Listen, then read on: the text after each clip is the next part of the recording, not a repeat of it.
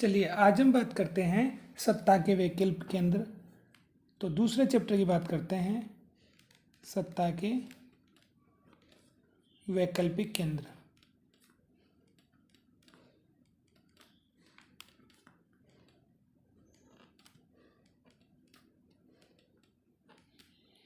अब देखो सत्ता के वैकल्पिक केंद्र की बात करें तो सबसे पहले तो हमें ये देखना है कि सत्ता के वैकल्पिक केंद्र कैसे बने।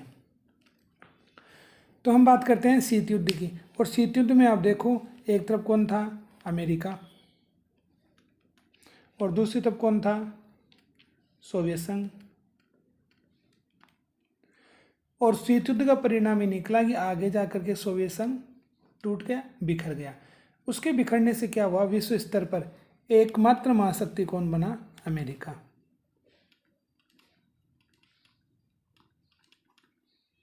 तो एकमात्र महाशक्ति अमेरिका बना।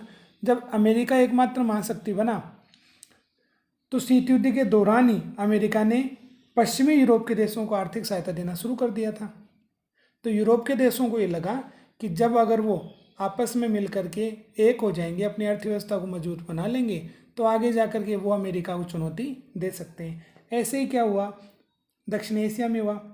ठीक है, तो हम बात कर रहे थे यूरोप के जो देश थे वो आर्थिक रूप से कमज़ोर थे, लेकिन धीरे धीरे ना उन्होंने क्या किया, आपस में एक दूसरे देश से अपना जुड़ाव बढ़ाया, और जुड़ाव बढ़ाया तो आगे चल करके आर्थिक दृष्टि से ये क्या हो गए, मजबूत हो गए। और इन्होंने जा कर के आगे एक संगठन का निर्माण किया जिसे यूरोपीय यूनियन कहा गया।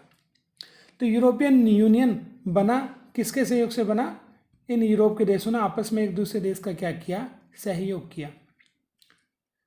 ऐसे ही दक्षिण पूर्वी एशिया में हुआ, हम नाम सुनते हैं आसियान। तो ये जो आसियान बना वो भी कैसे बना कि दक्षिण पूर्वी एशिया के देशों ने आपस में एक दूसरे देश का क्या किया, सहयोग किया, और अपनी जो समस्याएं थी उन समस्याओं को दूर करने का प्रयास किया। तो ये भी आगे जा कर के एक मजबूत संगठन बना। तो यूरोपीय यूनियन आसियान के माध्यम से अमेरिका की जो शक्ति थी उसको क्या मिल सकती है, चुनौती मिल सकती है, क्योंकि यह महसूस किया जाने लगा कि अमेरिका को कोई भी एक देश चुनौती नहीं दे सकता है, क्योंकि उस समय इतनी ताकत किसी दूसरे देश में थी नहीं। तो संगठन के माध्यम से अमेरिका को चुनौती दी जा सकती है, और संगठन बने तो एक संगठन बना यूरोपीय संघ, एक संगठन बना आसियान।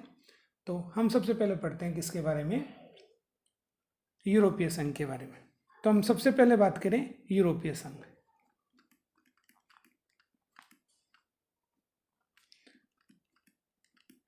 अब देखो यूरोपीय संघ की हम बात करते हैं तो यूरोपीय संघ का निर्माण हाथों हाथ नहीं हुआ, एक लंबी प्रक्रिया के माध्यम से यूरोपीय संघ अस्तित्व में आया। तो कुछ देशों में कुछ शुरुआत हुई, और आगे जा कर के वो शुरुआत एक नए संगठन का रूप धारण करती है जिसे यूरोपीय यूनियन कहा गया। तो सबसे पहले क्या हुआ, सबसे पहले एक संगठन का निर्माण हुआ, और ये संगठन बना यूरोप के देशों में। तो इसका नाम हो गया यूरोपीय आर्थिक सहयोग संगठन। ठीक है, तो यूरोपीय आर्थिक सहयोग संगठन जो नाम है वही इसका काम है। अब ये संगठन कब अस्तित्व में आया, तो देखो 1948 में ये संगठन अस्तित्व में आया। यूरोप के देशों के मध्य में आर्थिक क्षेत्र में एक दूसरे देश का क्या करना, सहयोग करना। तो आर्थिक क्षेत्र में जब आप सहयोग करोगे तो जाहिर सी बात है इन देशों के मध्य में क्या बढ़ेगा, व्यापार बढ़ेगा। तो यूरोपीय देशों के मध्य में आर्थिक क्षेत्र में एक दूसरे देश का सहयोग करने पर जोर दिया गया, और इसी के लिए एक संगठन बना यूरोपीय आर्थिक सहयोग संगठन। कब बना, 1948 में। अब ये किस योजना के माध्यम से बना, तो एक योजना आपने बहुत अच्छे से पढ़ रखी है, कौन सी योजना, मार्शल योजना। देखो ये मार्शल योजना किसने शुरू की, तो मार्शल योजना शुरू करने वाला कौन था, अमेरिका। और इस योजना के माध्यम से अमेरिका ने क्या किया, अमेरिका ने पश्चिमी यूरोप के जो देश थे उन पश्चिमी यूरोप के देशों को सोवियत संघ के नियंत्रण क्षेत्र से बाहर रखने का प्रयास किया। कहने का मतलब कि यूरोप को अगर हम दो भागों में बांटें, तो मान लो ये यूरोप है और इसके दो भाग कर दें हम, तो एक तो कौन सा हो जाएगा, पूर्वी यूरोप, और दूसरा कौन सा हो जाएगा, पश्चिमी यूरोप। तो पूर्वी और पश्चिमी यूरोप इन दोनों को हम बांट लें तो यूरोप के पास में कौन रहा, सोवियत संघ। तो सोवियत संघ यूरोप के पास में होने के कारण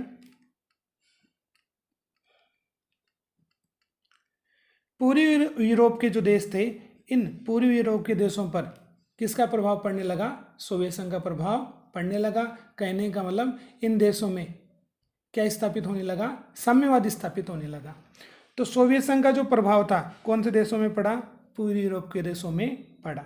जब ऐसा हुआ तो अमेरिका को चिंता होने लगी।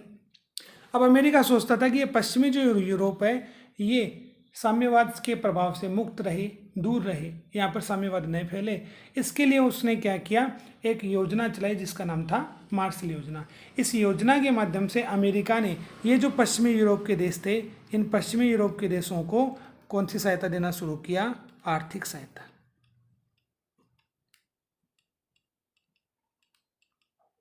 क्योंकि द्वितीय विश्व युद्ध के समय में क्या हुआ, यूरोप के जो देश जिन्होंने युद्ध में भाग लिया वो आर्थिक रूप से कमज़ोर हो गए थे, और आर्थिक रूप से जब कमज़ोर हो गए थे तो अमेरिका को ये चिंता सताने लगी कहीं ये जो यूरोप के देश थे वो सोवियत संघ के प्रभाव क्षेत्र में नहीं चले जाएं, यहाँ पर साम्यवाद न फैल जाए।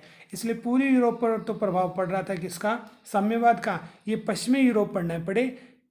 तो इन देशों को, पश्चिमी यूरोप के देशों को सोवियत नियंत्रण से मुक्त रखने के लिए, साम्यवाद से मुक्त रखने के लिए एक योजना चलाई। इस योजना के माध्यम से पश्चिमी यूरोप के देशों को आर्थिक सहायता दी गई। तो मार्शल योजना के माध्यम से यूरोपीय आर्थिक सहयोग संगठन का क्या हुआ, निर्माण हुआ। और ये निर्माण कब हुआ, 1948 में।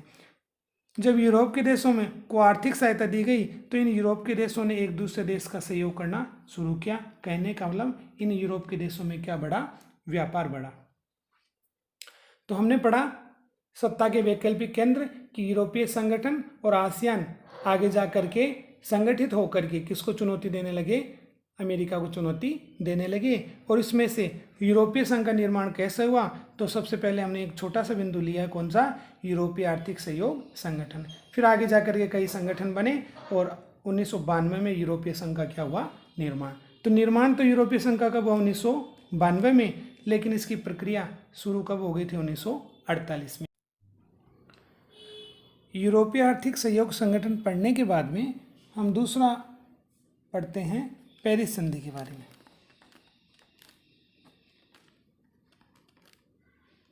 तो यूरोपीय आर्थिक सहयोग संगठन 1948 में बना। इसके बाद में एक संधि होती है पेरिस में। तो पेरिस में संधि हुई, फ्रांस की राजधानी क्या है, पेरिस। और ये संधि कब हुई, 1951 में। अब कितने देशों के मध्य में ये संधि हुई, तो ये संधि हुई मुख्य रूप से कितने देशों के मध्य में, 6 देशों के मध्य में। अगर देश का नाम आपको याद रखना है तो एक छोटा सा सूत्र आप याद रखें, वो है सूत्र फ्रांस इज बेलनी। बेलन होता है ना, तो ये हो गया फ्रांस इज बेलनी। ये देखो फ्रांस का मतलब फ्रांस, ई से इटली, ई से इटली। जैसे जर्मनी, तो यहाँ पर हो जाएगा पश्चिमी जर्मनी या पश्चिम जर्मनी, पश्चिम जर्मनी। इसके बाद में देखो बे से बेल्जियम,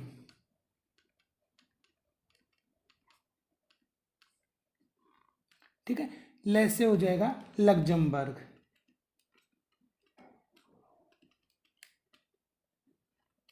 और नी से हो जाएगा नीदरलैंड।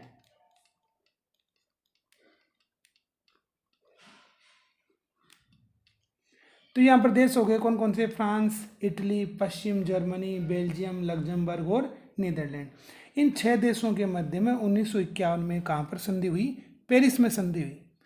अब इस संधि के माध्यम से क्या करने का प्रयास किया गया, इस संधि के माध्यम से यूरोपीय देशों के मध्य में, मतलब इन 6 देशों के मध्य में, एक तो कोयला और दूसरा इस्पात के क्षेत्र में सहयोग देने पर यह संधि की गई। कहने का मतलब इस संधि के माध्यम से यूरोपीय कोल एंड स्टील कम्युनिटी,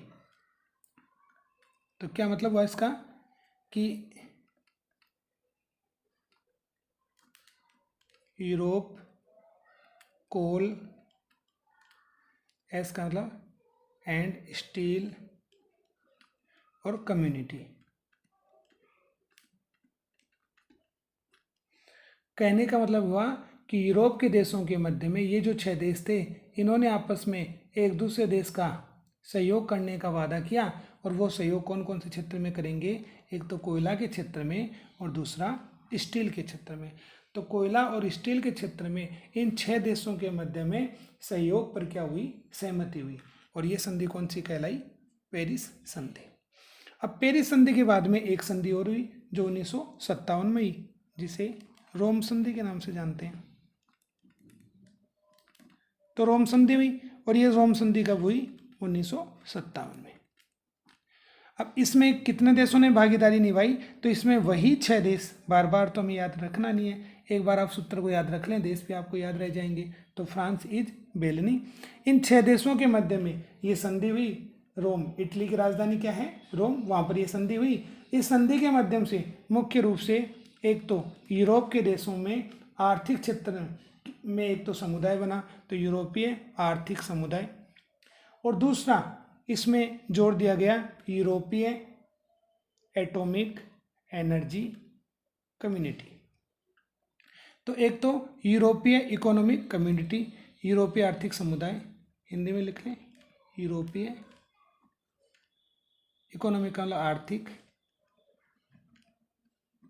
और कम्युनिटी का मतलब समुदाय। तो इन 6 देशों ने आपस में एक दूसरे देश का आर्थिक क्षेत्र में सहयोग करने पर क्या दिया? जोर दिया। इसके साथ साथ में और क्या हुआ? इन देशों के मध्य में आणविक क्षेत्र को लेकर के भी सहयोग हुआ। तो यूरोपीय एटॉमिक एनर्जी कम्युनिटी, तो यूरोपीय आणविक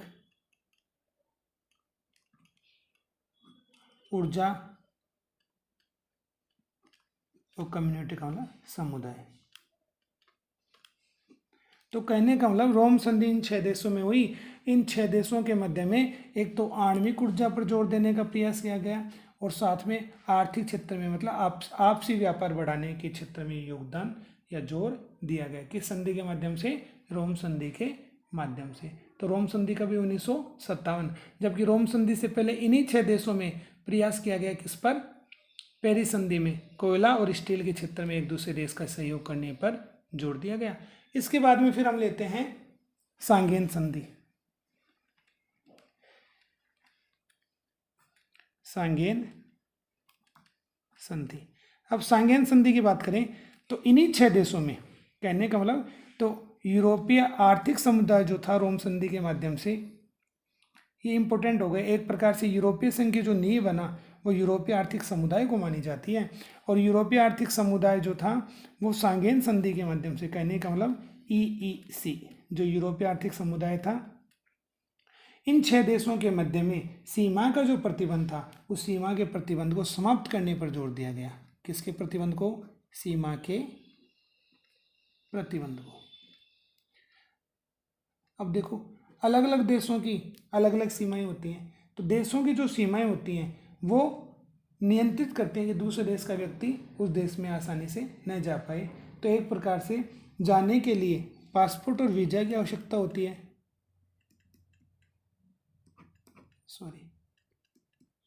पासपोर्ट और वीज़ा, इसकी आवश्यकता होती है। तो इस सांगेन संधि के माध्यम से इन देशों में पासपोर्ट और वीज़ा की जो बाध्यता थी उस बाध्यता को क्या कर दिया? समाप्त कर दिया। कहने का मतलब जिस प्रकार से भारत का कोई व्यक्ति बिना पासपोर्ट और वीज़ा के नेपाल आराम से जा सकता है, उसी प्रकार से ये जो 6 देश थे जो यूरोपीय आर्थिक समुदाय से जुड़े हुए थे, इन 6 देशों में बिना किसी सीमा के प्रतिबंध के, तो सीमा का कोई प्रतिबंध नहीं था, ये इन देशों के नागरिक इन 6 देशों में आसानी से जा सकते थे बिना पासपोर्ट और वीज़ा के। और ये संधि कब की गई? 1985 में की गई। तो एक पढ़ा हमने पेरिस संधि, एक पढ़ा हमने रोम संधि, फिर उसके बाद में हमने पढ़ा सांगेन संधि। तो इन्हीं 6 देशों में चर्चा जारी हो रही है, और आगे जा कर के हम बात करते हैं एक नई संधि के बारे में, और वो है maastricht संधि। और इस maastricht संधि के माध्यम से यूरोपीय संघ अस्तित्व में आया। तो यूरोपीय संघ में जो इम्पोर्टेंट रोल निभाने वाली जो संधि थी वो रोम संधि थी, जिसके माध्यम से यूरोपीय आर्थिक समुदाय की क्या हुई थी, स्थापना। और वही यूरोपीय आर्थिक समुदाय आगे जाकर के किसमें बदल गया, यूरोपीय संघ में बदल गया। तो हम बात करते हैं मास्ट्रिस्ट संधि की, लेकिन किताब में मास्ट्रिस्ट दे रखा है तो हमें भी यही याद रखना है, मास्ट्रिस्ट संधि। इसको मास्ट्रिस्ट संधि भी कहा जाता है। और ये संधि कब हुई, तो ये संधि होती है 7 फरवरी को। तो 7 फरवरी 1992। तो 7 फरवरी 1992 को क्या हुआ, ये जो यूरोपीय आर्थिक समुदाय था, ये यूरोपीय आर्थिक समुदाय जो रोम संधि के माध्यम से 6 देशों के मध्य में स्थापित हुआ था, वो आगे जा करके किस में बदल गया, यूरोपीय संघ में।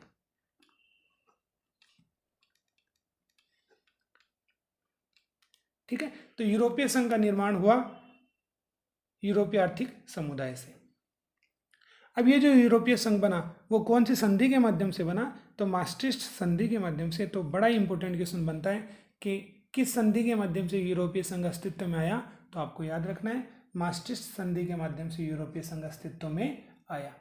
अब ये जो संघ बना, तो इस संधि के माध्यम से देशों के मध्य में किन किन क्षेत्रों में जोड़ दिया गया, एक तो जोड़ दिया गया कि समान तो विदेश नीति होगी। विदेश नीति कैसी होगी, समान। वैसे अलग अलग देश की अलग अलग विदेश नीति होती है, लेकिन यूरोपीय संघ से जुड़े हुए जो देश थे उन्होंने सबने मिल करके अपनी एक ही विदेश नीति बनाने का क्या किया, फैसला। समान सुरक्षा की नीति, तो समान सुरक्षा नीति कि सबकी सुरक्षा को ध्यान में रख करके एक प्रकार के निर्णय लिए जाएंगे। इसके साथ साथ में आंतरिक मामलों की बात करें और साथ साथ में न्याय से जुड़े मुद्दे।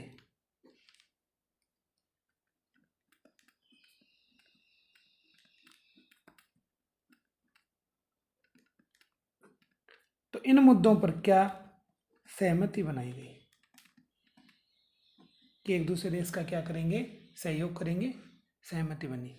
तो जो भी आंतरिक मामले हैं उन आंतरिक मामलों को दूर कर लिया जाएगा। विवाद देशों के बीच में होता है, तो इन विवादों को दूर करके आंतरिक मामलों को क्या कर लिया जाएगा, शांत कर लिया जाएगा। और साथ में न्याय से जुड़े मुद्दों पर भी चर्चा की जाएगी और इन सभी देशों में समान विदेश नीति अपनाई जाएगी और सुरक्षा की भी समान नीति अपनाई जाएगी। इसके साथ साथ में और भी इसमें जोड़ दिया गया और वो थी एक समान मुद्रा।